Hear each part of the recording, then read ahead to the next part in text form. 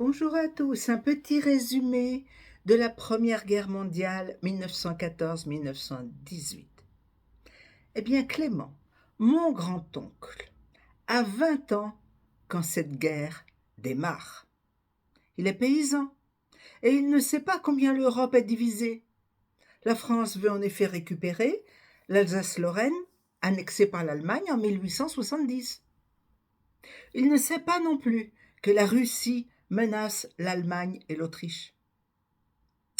C'est l'attentat contre l'archiduc d'Autriche en juin 1914 qui va entraîner toute l'Europe dans la guerre, au gré de deux camps.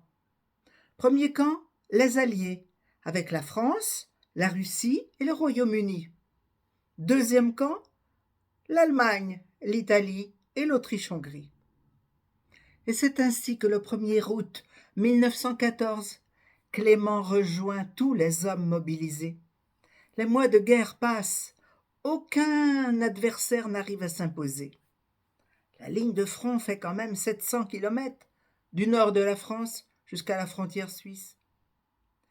Les soldats, qu'on va appeler les poilus, ils creusent des tranchées pour se protéger. Le froid est intense, la saleté permanente et les combats meurtriers. En février de 1916, les Allemands attaquent la ville de Verdun. Des millions d'obus vont coûter la vie à 163 000 Français et 143 000 Allemands. Clément est l'un d'eux. Il va mourir pour la France, à Verdun.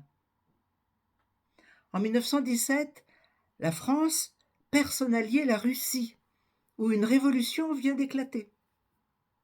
Les Américains entrent en guerre suite aux attaques par des sous-marins allemands. Des soldats viennent de loin, la France ayant colonisé plusieurs pays d'Afrique ou d'Asie, et beaucoup aussi perdront leur vie. Le 11 novembre 1918, c'est la fin de 4 ans de guerre. On l'appelle l'armistice.